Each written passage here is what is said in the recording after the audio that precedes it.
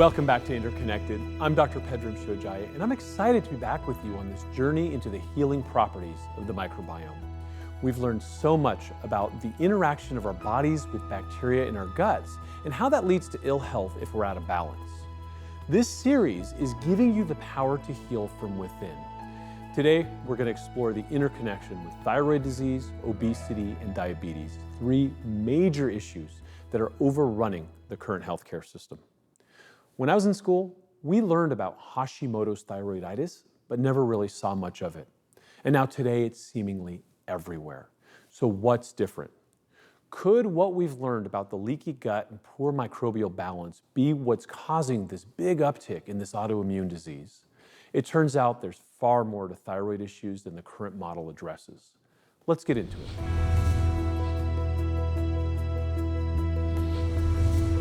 When I was first diagnosed with Hashimoto's, an autoimmune thyroid condition, I was a pharmacist, right? So I thought, okay, great, there's a medication I could take for this condition. And medications can be extremely helpful for people because they can help stabilize the condition. And if you're deficient in a hormone, a medication is going to be the quickest way to get you that hormone. And it can be life-changing. You could feel significantly better in a short amount of time. However, I also wanted to know what was causing me to have that condition.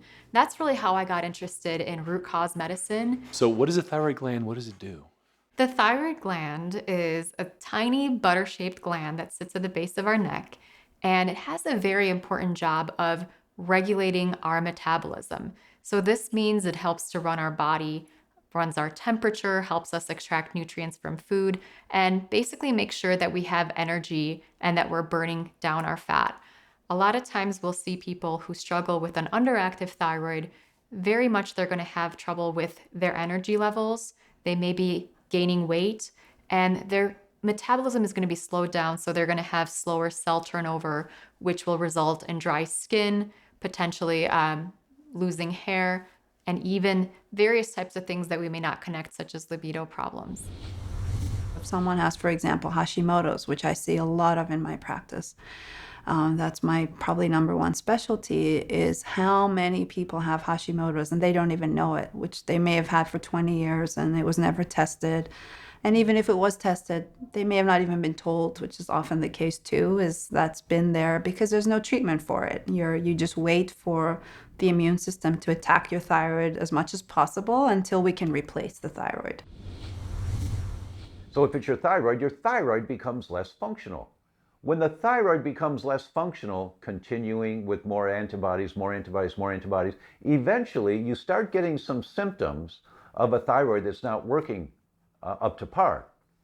When you start getting symptoms of a thyroid not working up to par, it's years before you go to the right doctor and get the right diagnosis. The average is 3.5 years and 5 doctors before you get the right diagnosis of an autoimmune disease. Now, it's 3.5 years after the symptoms began enough that you need to go see a doctor. And they don't figure it out. Then you go to another doctor and another doctor. In 2008, I was diagnosed with Hashimoto's disease, which is an autoimmune disease that the immune system attacks the thyroid, and the result of that is the thyroid starts failing. That was a pivotal moment, and I was living in Shanghai in China at that time. That felt very disempowering because there was no access to functional doctors. There were no books and resources back then about how do you deal with autoimmunity, right?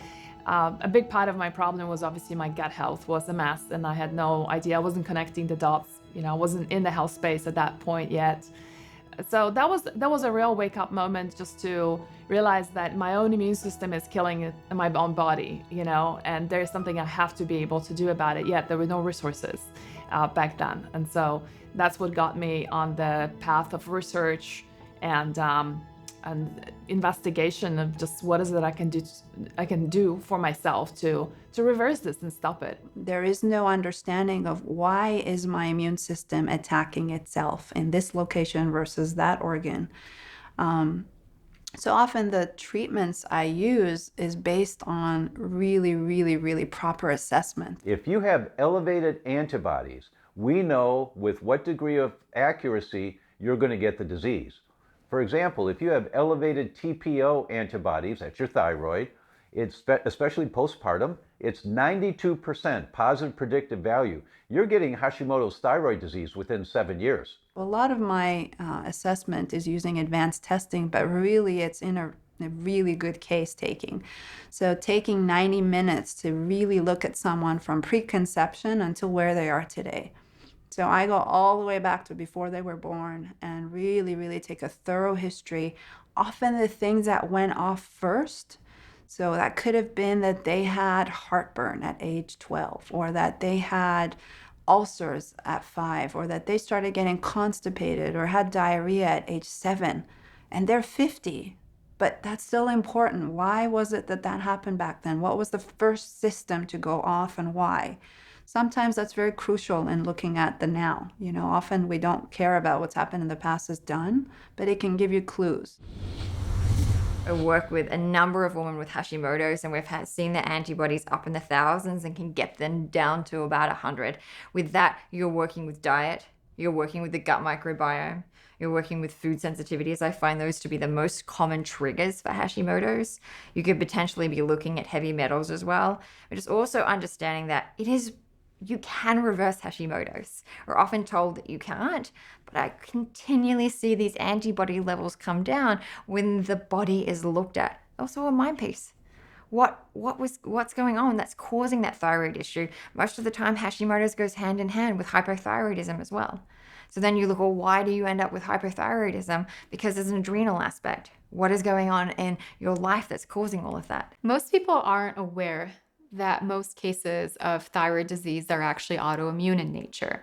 People are told that they have a sluggish thyroid, an underactive thyroid, that they're hypothyroid, or that they need thyroid hormones.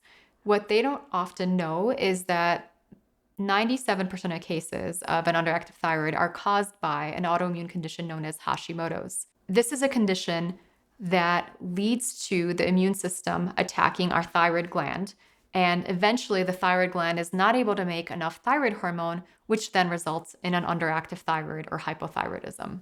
Every autoimmune disease we now know has elevated antibodies years before they ever have a symptom. Years. This prodromal period. And so we now know what's called the positive predictive value, the PPV. That's why if you do a blood test, there's a normal reference range on the laboratory report for thyroid antibodies or myelin antibodies or bone antibodies. There's a normal amount of them. But when you have elevated antibodies, you're killing off more cells than you're making. When you're killing off more cells than you're making, the tissue becomes less functional. I was diagnosed with thyroid disease after almost 10 years of really strange symptoms. So I had chronic fatigue, I had irritable bowel syndrome, I had panic attacks, acid reflux, carpal tunnel syndrome, hair loss, weight gain, weight loss, you name it, I had it. I had just about every single symptom in the book. And I didn't really know that there was anything I could do about it. First of all, I didn't get the right kind of tests. And eventually, when I even did get the right kind of tests, I was just told that I could take a medication. As a pharmacist, I was more than happy to take any medication that anybody would give me, right? But at the same time, the medications didn't help me feel significantly better. They helped a little bit. I went from sleeping for 12 hours to 11 hours, and from wearing 2 jackets in Southern California to actually being able to just wear 1 jacket. Well, I had Hashimoto's disease together with estrogen dominance, most likely adrenal fatigue. So I had a whole host of different symptoms going on, anything starting from a lot of digestive issues all the time, right? Eating something and feeling like I was 4 months pregnant, like within half an hour, to horrendous fatigue, which was most likely driven through because of the thyroid. Having anxiety. I started getting anxiety attacks, which was a real phenomenon because I had never ever experienced anxiety before. And suddenly the smallest thing is an email from a client or a phone call that was unsatisfactory would just trigger me, just put me like in the space of complete irrational fears and bodily reactions that came along with that. Horrendous fatigue. I would wake up in the morning not being able to function without having at least 2 to 3 cups of coffee or more like espresso to really get me going. I was still struggling a lot in my day-to-day life. I felt like I couldn't get anything done that I wanted to do. I was very ambitious, yet all I could do after work is come home and sit on the couch and watch a little TV and maybe pass out. And I really didn't feel like I was living my best life. I withdrew from people. I withdrew from my dreams. I really withdrew from life because of this condition. I got the diagnosis and I got the medications, and I thought this was going to be a great way to turn things around, and maybe I would feel better. Maybe I would feel like myself again. Yet I didn't really feel that much better. So I wanted to figure out if there was anything I could do to get myself well again. I was beginning to feel like I was changing as a person, so much so that I became someone I had never known before. You know, you kind of know yourself, right? How you respond to problems or your energy levels. And suddenly within that year of living in Shanghai, I felt like I had become a different person. I became bitter, angry, very impatient, anxious, tired all the time. And that was manifesting in the way I was interacting with people and my team. And I was working in that back then, leading a big team. So that was really scary, to become a different person. The disease can change you. You change your personality. And most of us are in a complete state of overwhelm. We have a to-do list that goes from this and this and this and this. And so we often feel like we don't have time to pause. For the nurturer archetype, it feels really selfish. For the Wonder Woman, it's like, I can't possibly pause. I have so much going on. And it's like, step back. You actually do. And actually, as much as we don't want to hear it, we're not that as important as we think that we are, right? We need to take time for ourselves. If we're doing everything for everybody, whether it's family or work, then we're not learning that they can't get resilient. They're not as resilient as what they should be. So you take care of yourself first. It's not selfish. It's absolutely needed. If you don't start to work on it, things progressively get worse. By the same token, if you start to work on it, things start to get better. And to get to this point where you feel emotionally, physically, and intellectually resilient, and everything starts to flow for you in life. That won't happen without a shift in mindset. And that is for you to take the priority, that your health has got to take priority. There were things that really made a difference, such as changing up my diet. There were supplements that I took because I was nutritionally deficient. There were changes that I made to my microbiome. I utilized a lot of different probiotics and a lot of different protocols to really get things into balance. And, it's been life-changing to have my brain back. It's been life-changing to be able to move, to go to yoga class, to not sleep for 12 hours each day. The cure from Hashimoto's and reversing estrogen dominance, healing my gut was a few-year process, that's for sure. And the biggest thing I think was doing the elimination diet, getting rid of all the highly inflammatory foods, which today we very well know, things like gluten, dairy, corn, soy. In my case, also caffeine was a big driver for my antibodies and the inflammation that was causing the immune system to respond. So getting rid of all of those, changing the environment, diet is a big thing. I mean, I think a diet is so fundamental to what we do. But then also looking at other factors, stress levels, quitting my job in advertising from a regional job where I was on the road all the time. Every week I was in a different city in Asia. Living, off hotel foods and living at airports, giving that up and just stepping down and simplifying my life in so many ways. When I was in my 20s and I was a newlywed, I found out that I had Hashimoto's, and this was really devastating for me. It was a huge blow, and I knew that people with thyroid conditions were more likely to have fertility issues.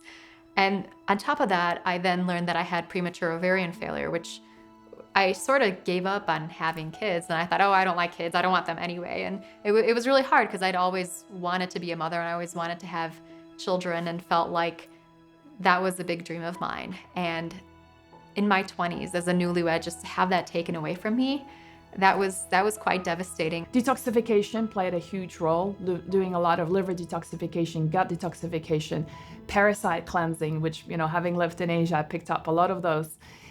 So all of those combined has resulted in, it was probably about like a 7-year journey.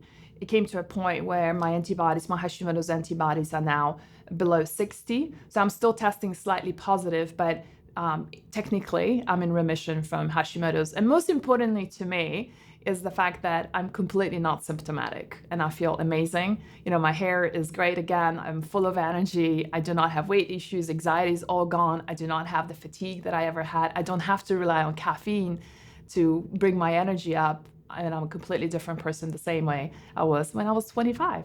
How has it changed in one way? I can't even describe it. I mean, everything from quitting my job to having a new life and working as a health practitioner and helping women rebalance their hormones with food, which is my absolute passion. I could have never done that if I stayed in advertising. I actually came home and I cried. I cried for pretty much a whole day, and my husband didn't quite know what to say to me. He didn't know what to do. He's trying to comfort me, and I couldn't even be comforted at that point, because it was something that you feel like is your human right, part of nature, part of our legacy that you can't even carry on because of your health. I don't think we can fully live our lives with a disease. It always feels like something is empty there. There's always something that it's a very draining energy that it needs to be put in managing a disease rather than living your life and growing as a person in every way, growing in a relationship. When we start shifting the things that we put into our bodies, we can really shift out our output. I just had a baby boy who's 10 weeks old today, and I didn't think I'd ever be able to be a mother. I had a diagnosis of Hashimoto's and premature ovarian failure in my 20s. And so this is something that's possible for a lot of people. I don't want people to give up on their hopes and dreams and on their health. Know that there are solutions. Sometimes it's easy, sometimes it's hard, but you are worth it. Maybe not eating that pizza might seem like it's hard right now, but in the long term, when you get your health back, it's going to be worth it. So to turn that all around has just been completely joyous and ecstatic and sometimes surreal. I look at my baby and I say, really, this little special person, this little human that I love so much, he's mine. I can't believe this happened, and it's been a long journey. I'm very, very happy of how it turned out. I would say if somebody has been diagnosed right now with a condition, do not wait till it manifests. Your body is sending you very subtle but clear signals very early in the game. You're tired, you've got digestive issues, you have pain when you have had a meal after having some dairy, you feel bloated, you got a headache after having that piece of cake. Those are your body's way of telling you that's not okay. For me, the microbiome is my boss, that I really gotta listen and respect and honor in every way. Healing Hashimoto's is connected to healing the gut. Eating the right foods and lowering your stress can bring you back to health in short order. The more we learn about the microbiome, the more we find how truly interconnected everything is. We need to create peace at the gut barrier so we stop triggering autoimmune reactions. There's no pill for that, but there's a whole lot more promise than a life of pill popping. Here are some of the common symptoms of Hashimoto's. Chronic fatigue, irritable bowel syndrome, panic attacks, acid reflux, hair loss, and weight gains. These are some of the common ones. Some of the common triggers include food sensitivities and heavy metals. And common treatments include an elimination diet which pulls high sensitivity foods out of your diet for a few weeks, and also detoxification. This is a big subject in itself, and we have an entire segment on this in the series. The basic types would be liver detoxification, gut detoxification, and parasite cleansing.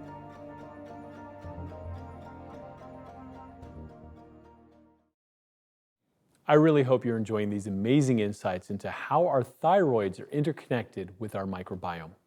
That's why I want to remind you that you could own the complete interconnected documentary series at home. Click on the link below this video and you get all the details on how you can access the episodes, the bonuses, and the Living Probiotically companion guide that's going to help you put lots of this information to work, upgrading your health. You also get invited to 2 live Q&A sessions where you can ask questions of the experts that I bring on for those events. Guaranteed, interconnected, and the experts we talk to are going to change the course of medicine as we speak. So click the link below and check out our limited time discount offer. It's only available while these episodes are live. And you come back in a few days, it's gone, it's too late. So click the link below and find out how you can get access to this groundbreaking series for life. Grab your copy of Interconnected and discover how to rebalance your thyroid and so much more. One of the most interesting and compelling findings in all the microbiome research is its link to obesity. In the lab, we found a clear connection between certain bacteria and obesity. Scientists are racing to understand this in humans because we're a bit more complicated, but the writing is on the wall. Certain bacteria are linked to obesity, and other species are found only in thin or healthy mammals. This is huge because it means we may have found the missing link to why weight loss has been so tough. It's in the microbiome.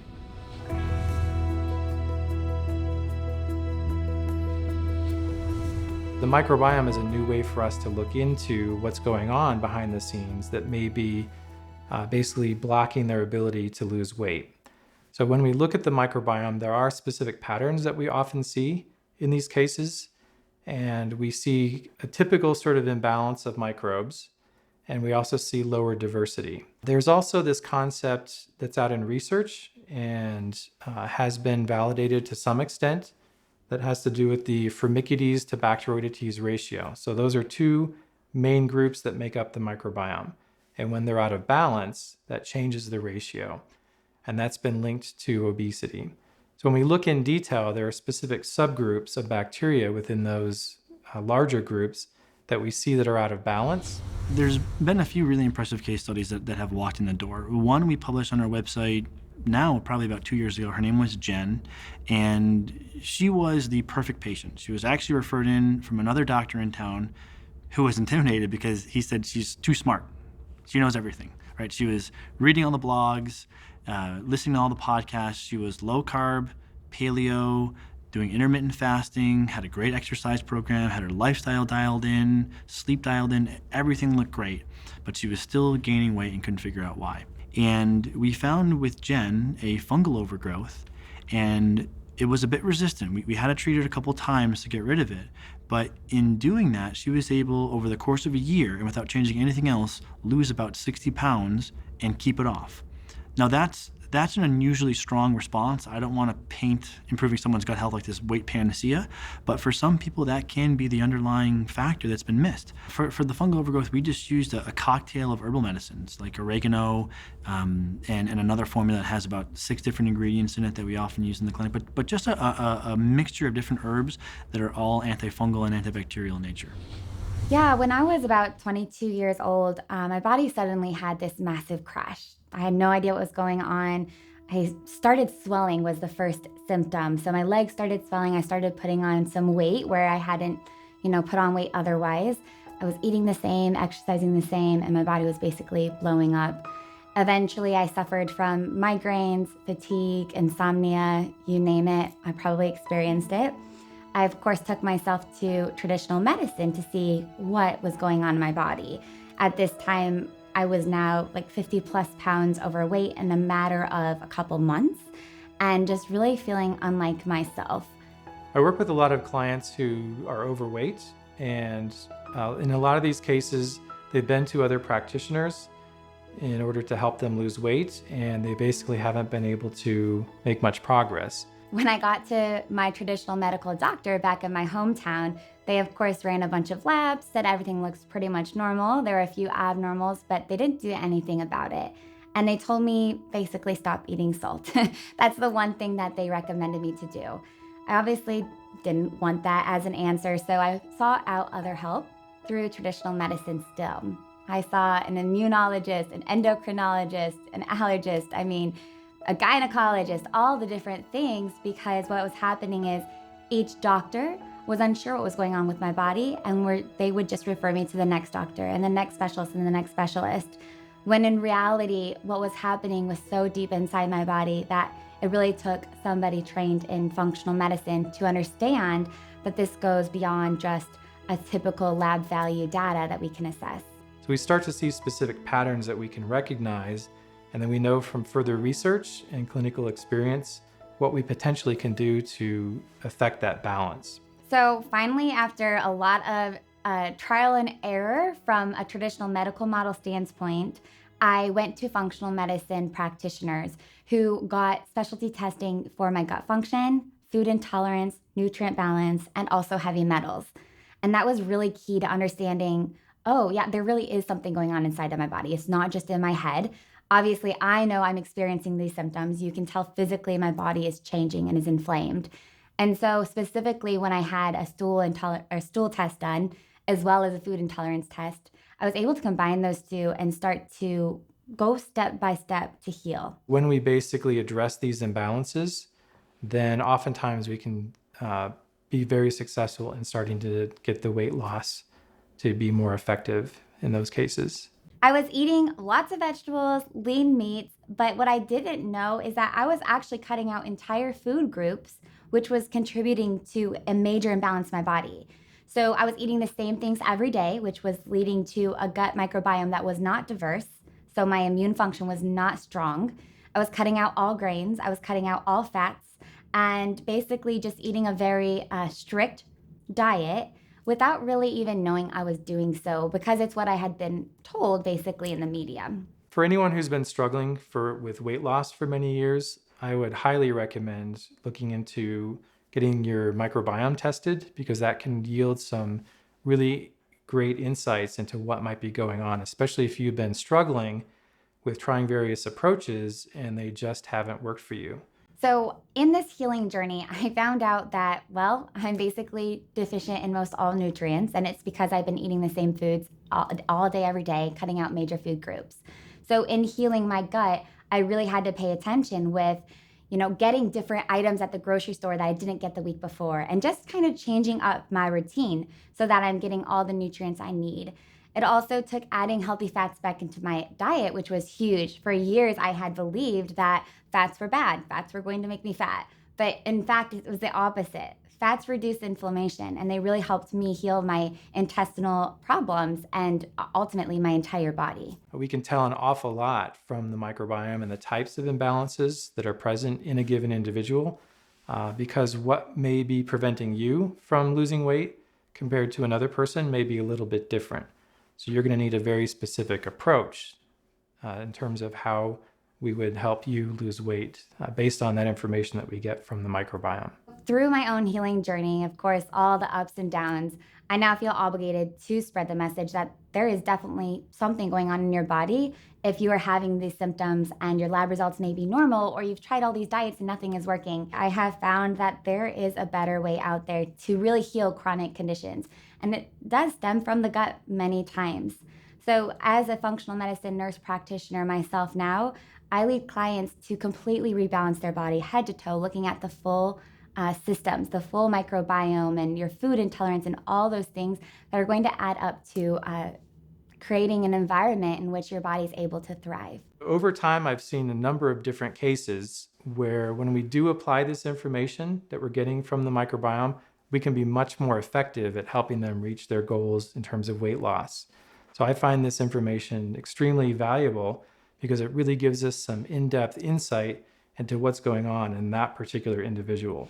Every single year, now that my body is rebalanced, to make sure I stay that way, I get multiple tests done.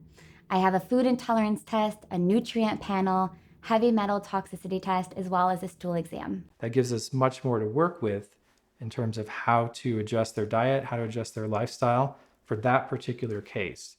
And we see this time and time again. So I highly encourage everybody to go out and get your microbiome tested because that potentially can reveal some new information that then can be acted on that may give you a lot of hope that it's something that can be addressed to help you improve your health extensively. I'm seeing a ton of people who do great on keto, and I'm seeing a ton of people who do terrible on keto, and I'm seeing a ton of people who do great on AIP paleo, and I'm seeing a ton of people who don't do great. So You have to determine what's going to work for you, not the blogosphere. That's really clear that there is no one diet that's right for everyone, and there is no one diet that's right for everyone at every point in their life. Depending on where you are in your life, what the diet that you need that's going to be best for you is going to change. And so we can talk about a general diet that, might be best for a lot of people. That's great. But if you start to break it down, you can look at a specific food. There is no one food that's going to be beneficial for everyone. So, the same food can be great for one person, can have no effect on another person, and actually be harmful for a third person. And one of the biggest determinants of what effect a food is going to have on a person is our microbiome. Because we all have such unique microbiomes, we all need very unique foods to optimize our health. Everyone wants the answer, right, handed to them, and we've been through so many different diet trends over the years. If you look at the cover of Time magazine over the years, it's everyone should eat low fat. Oh, no, high fat's good. No, paleo's good. Ketogenic's the right thing to eat. And in a lot of situations, you have someone who writes a diet book and it worked for me. It's the best diet. Because it worked for me, everybody in the world should be on this diet. And that's clearly not the case. We all know examples of people who have tried a low-fat diet and have felt great. And we know other people who have just felt terrible on a low-fat diet or a vegan diet. Same thing with the paleo diet. Some people have felt wonderful on it, other people really awful on it. And it's just very clear that there is no one diet that's going to be right for you all the time. We know that caloric restriction is very, very difficult to do for people because people in general don't want to restrict their calories long term. That's not very feasible. You can get similar benefits from intermittent fasting. And that's relatively new research that shows that the types of effects on the microbiome from intermittent fasting mimics what we see with caloric restriction and potentially can also improve the profile in a way that's consistent with increased longevity and increased health span. You can think of it from a population perspective. If you think of the Eskimo or the Inuit population, their diet pretty much consists of blubber and protein, and they're really healthy. There's no chronic disease in their population. You can think of another tribe in Africa, the Bantu tribe, that are pretty much vegan. Again, very little chronic disease. Now, if you switch those two populations and switch their diets, you now introduce chronic disease. And they don't do very well with those different diets. So clearly it does depend on the individual population, and that's very much so in terms of genetics, but clearly those populations have unique microbiomes as well. So if you really want to empower yourself, it's all about the democratization of medicine, right? Really putting the power back into the patient or the consumer's hands so they can do what's right for them. And what's right for them is not going to be what's right for their neighbor or their friend. And so how does one actually navigate through this crazy milieu of all of this conflicting advice is you now have the ability to do certain tests to try to determine what's going to work for you and what you need at this point in time.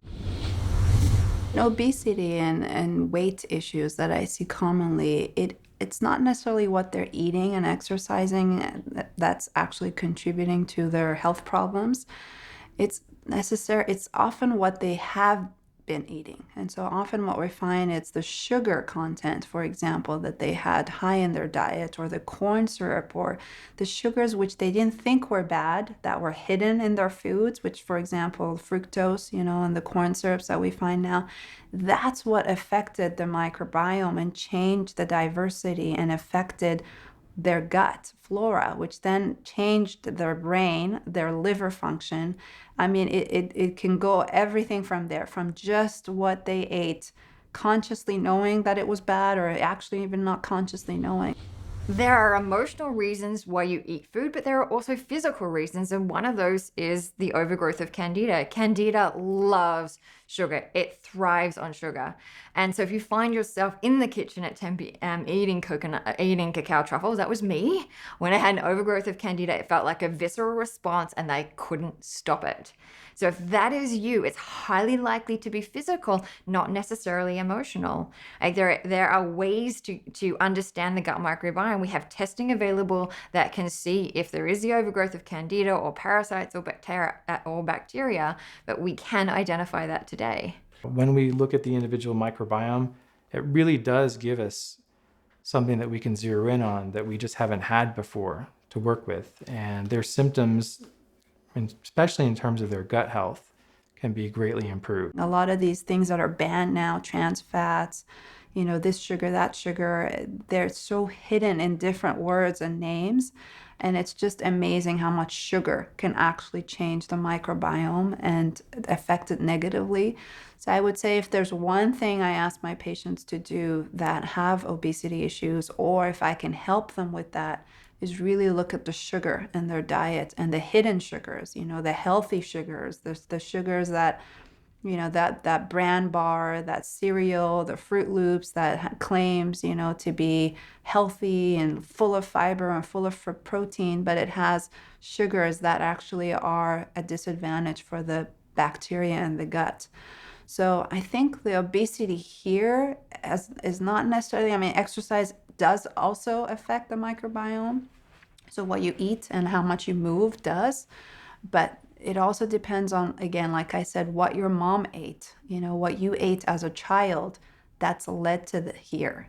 Sometimes I'll see a patient remove their gallbladder, or they had something drastic happen that can really change the microbiome, and that triggered the onset of weight gain, hormones change, menopause kicked in. But in a truly obese patient who's been obese for a while and really having a hard time with that, often it's the predispositions. It's almost like the terrain, the soil of that tree is bad, and you're trying to pick the leaves that are going bad and cut off the branch. But it's really, you got to go to the soil and see, okay, what is off right at the core? And often the core is the microbiome, is the gut, is the liver. We know that the liver changes fat storage signaling when it's under attack. We know that it itself stores more fat. So if you can heal the gut and get rid of the endotoxemia, you can actually lower the fat signals in the human body, lower the inflammatory signals. You can turn off the fat cells. So no, you don't necessarily have a one-to-one correlation. If I eat carbs, I'll get fat. It doesn't exist. It's if you eat certain carbs in a certain environment, in a certain individual, you have to be cautious. Not too many of refined stuff, but if you have the fibrous carbs, perhaps less caution.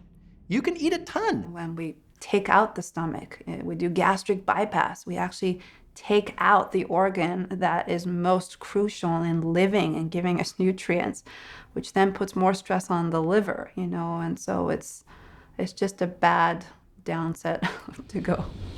First and foremost, I work with my clients on correcting their diet. We'll start to see this consistent weight loss drop.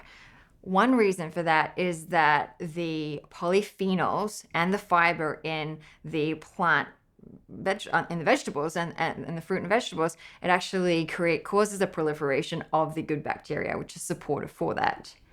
Then you'll start to notice that it plateaus. Well, then they start to get bloated.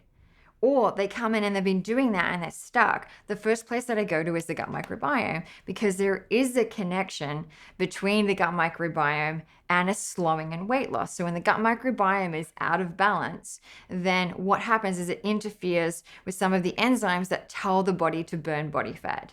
And we know that in the cases of obesity, there's a slowing there. Also be aware, at 3 p.m. or 4 p.m., your brain needs a break. Like, it's okay to pause. That's often what you're looking for. If you're craving sugar, go towards a piece of fruit. If that doesn't satiate you, it's emotional here. Right? You just need a break. Pause, go out for a walk if you can, come back, regroup.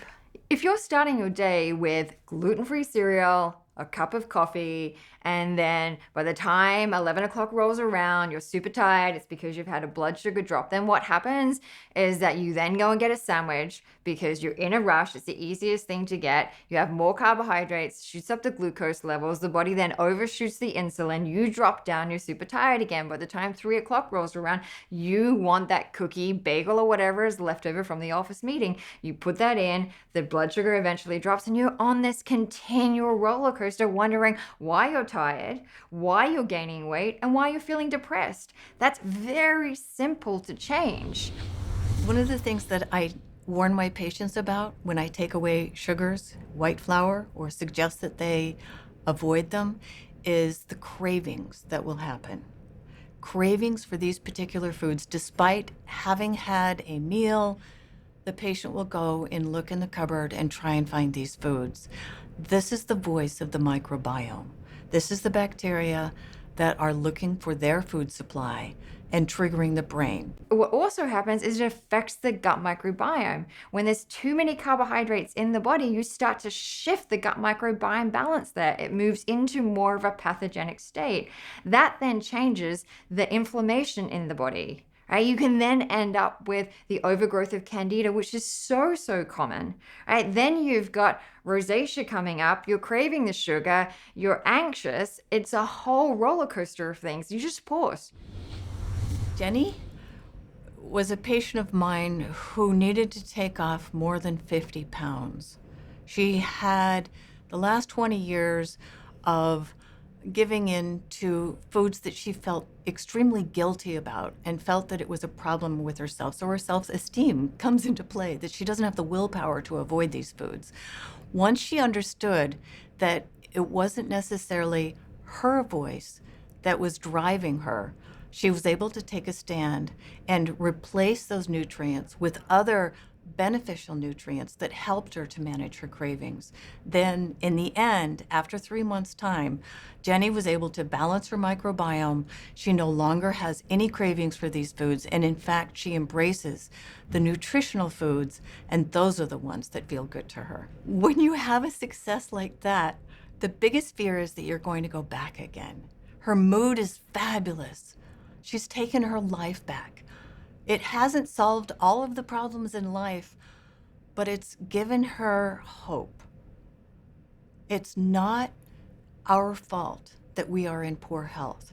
It is not our fault that we have gained weight, but it is our responsibility to take action and to look into balancing the microbiome in order to make a difference in our future. There really is a paradigm shift of, there is no one right diet. There's, don't follow the celebrity diet. Don't follow the, what the latest trend is that it's a whole trend of personalization, the whole paradigm that even in medicine, we used to say one drug for everybody, right? Everybody with high blood pressure should all take this drug. We now know that that's not the case. That drug might work for one person, not another person. Same thing with diet. That diet's going to be great, or that food even is going to be great for one person, not another person. So we talk about personalized medicine, we talk about personalized diet.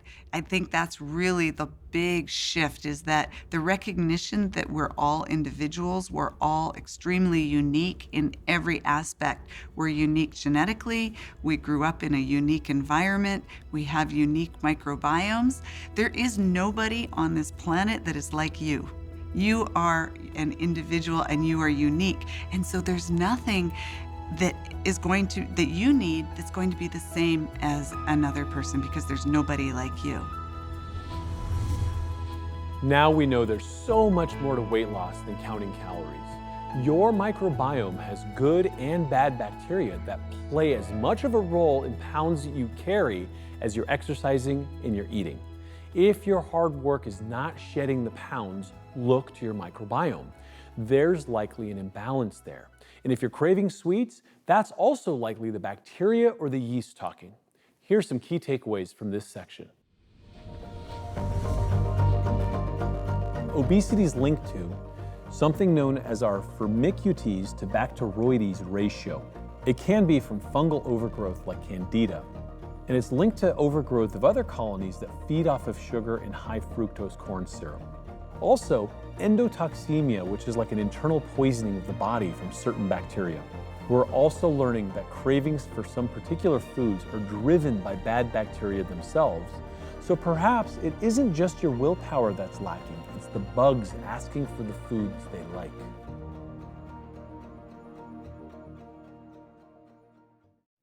Almost everyone in America knows somebody suffering from diabetes. It's said that up to 70% of hospital visits in America come from some complication of diabetes. And the cost in human suffering and financial burden is staggering. But there's hope. There's a silent revolution in our understanding of diabetes that you're about to learn. From the modulation of sugar, inflammation, and cravings to the protective benefits against toxins that may be causing the disease, there's a whole new world filled with hope. Let's explore. When I see a patient with type 2 diabetes, I need to do some things in the short term that are going to help them, but then I also need to fix the insulin resistance so that long term I can start reintroducing some of those things that they can't have right at the start. And I'll give you an example, okay?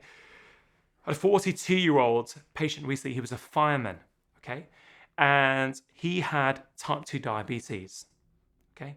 And when I went into his history, there were multiple reasons why. He's a shift worker, okay? So his sleep patterns are off, okay? That's going to cause insulin resistance, okay? He doesn't move his body much, okay? He doesn't have much lean muscle mass. That's going to cause insulin resistance. His vitamin D levels are very low. That's going to contribute to insulin resistance, okay? His diet was full of highly processed and refined carbohydrates, okay? That's going to cause insulin resistance.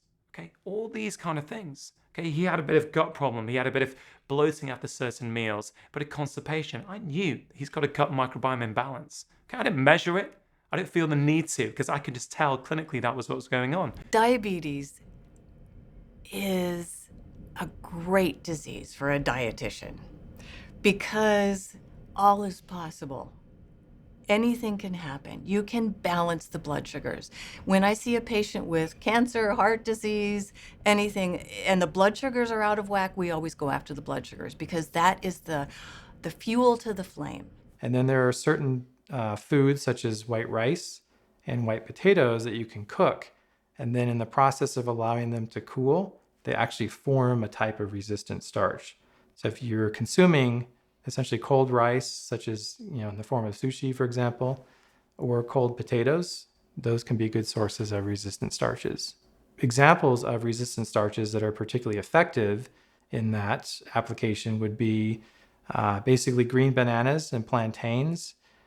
And then there are also potato starches. So basically when you take raw potatoes, you can buy products that have powdered raw potato.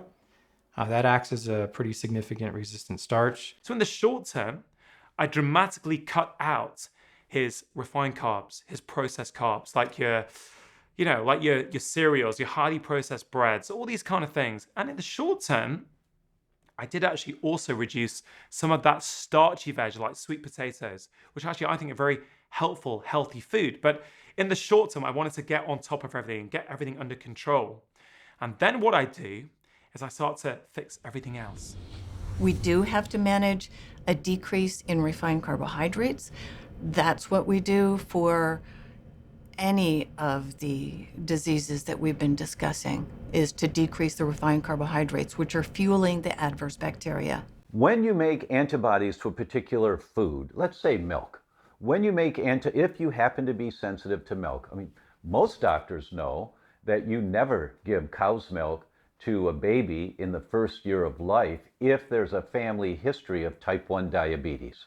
If the baby has the genes to be vulnerable to developing type 1 diabetes, you don't want antibodies that would go after the beta cells of the pancreas. That's the cells that make insulin. That's what causes the diabetes in babies and in children.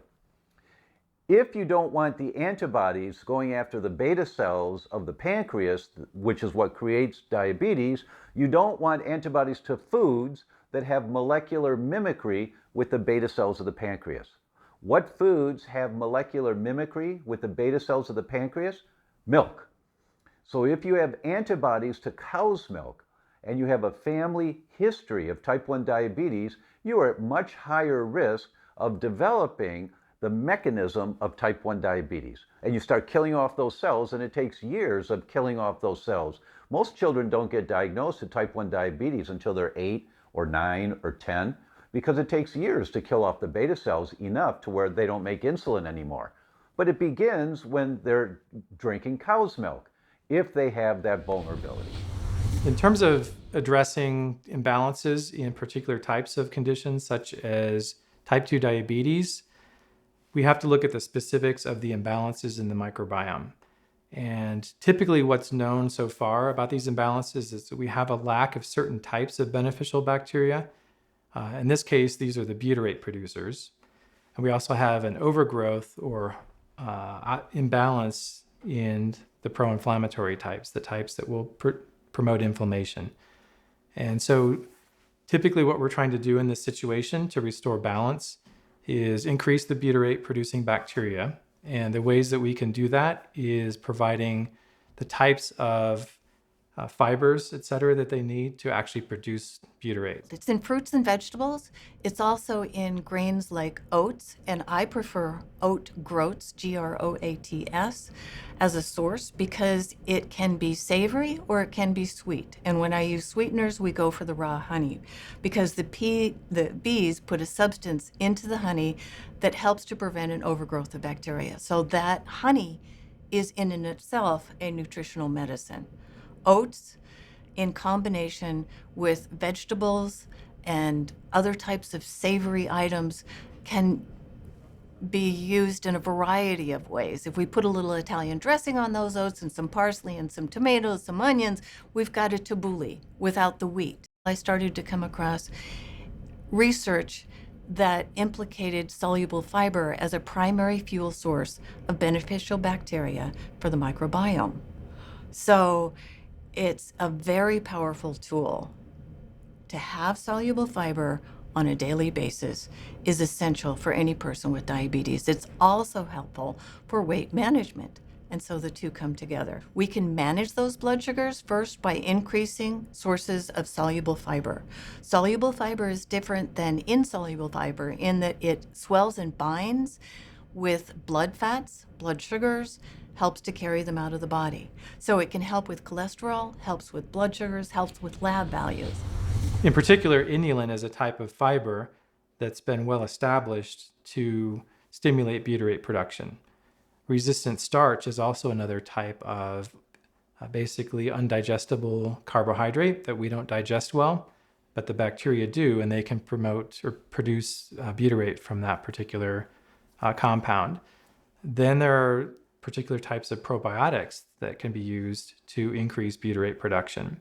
And there's some research around certain bifidobacteria species and strains, as well as certain lactobacillus species and strains that have been shown to stimulate the butyrate producers.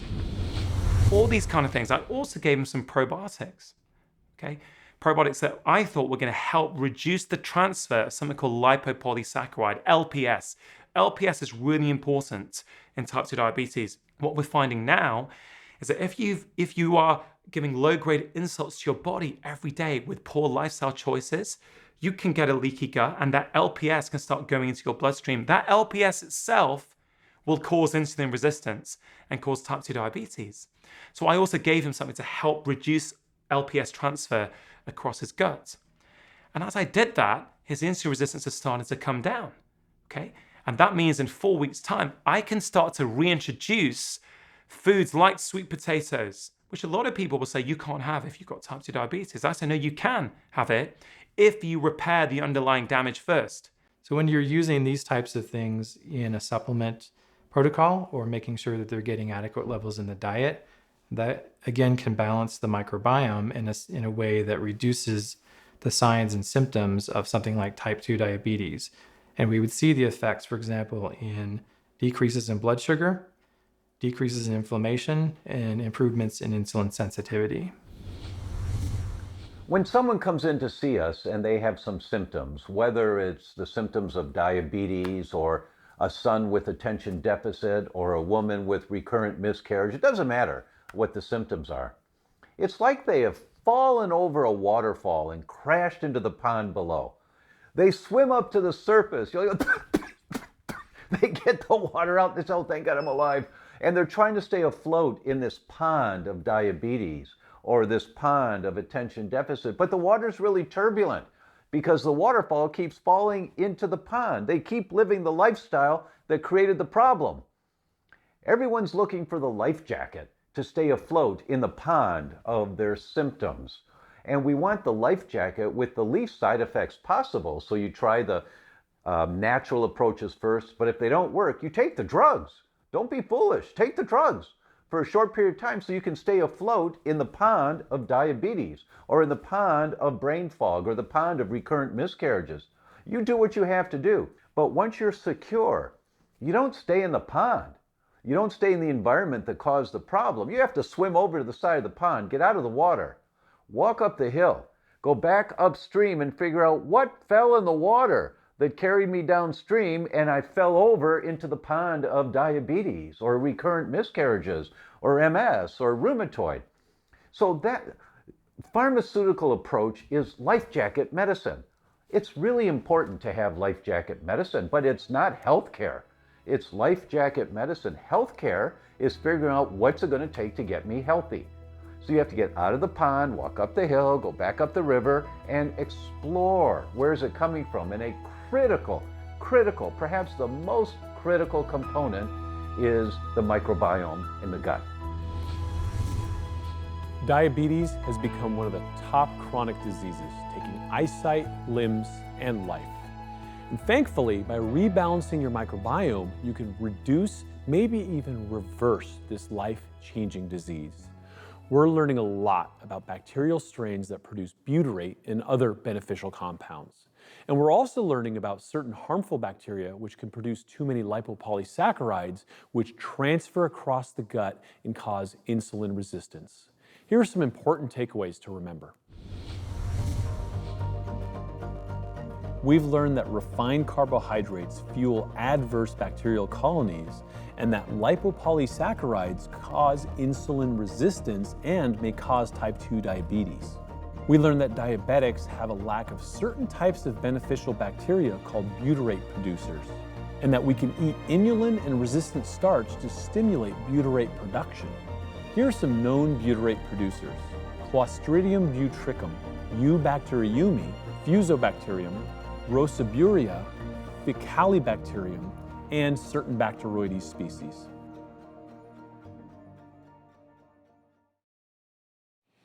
See how all of this is coming together? This information is too important to get lost in the shuffle of life, so take the opportunity right now and bring home so you could own this interconnected series with the DVDs at your leisure. You can watch. All you need to do is click the button below this video and check out how you can get the full series. You get it in video, you get it in audio and text form, plus you get a collection of exclusive bonus resources. The best part, for a very limited time, you can get the entire package at a massive 50% discount, but it's only during this live launch. You'll get lifetime access to everything you've seen in the episodes, plus the companion guides, the extended uncut interviews, and the How to Live Probiotically guide that'll help you put all of this into work in your life. But you can only do that at the massive discount during this live launch. Put the power of the microbiome in your own hands. Order Interconnected at home right now, risk-free. Let's get back to the episode. We are now in the throes of the main issues taking millions of lives in the West and are just beginning to understand the role of the friendly bacteria all around us in these diseases. What we've learned so far is that there's hope. A lot of it for a brighter future now that we're looking through the right lens. I'll see you in the next episode of Interconnected, where we're going to share how the microbiome is revolutionizing the treatment of cancer and heart disease, two of the worst diseases plaguing humanity. Until then, this is Dr. Pedram Shojai wishing you well.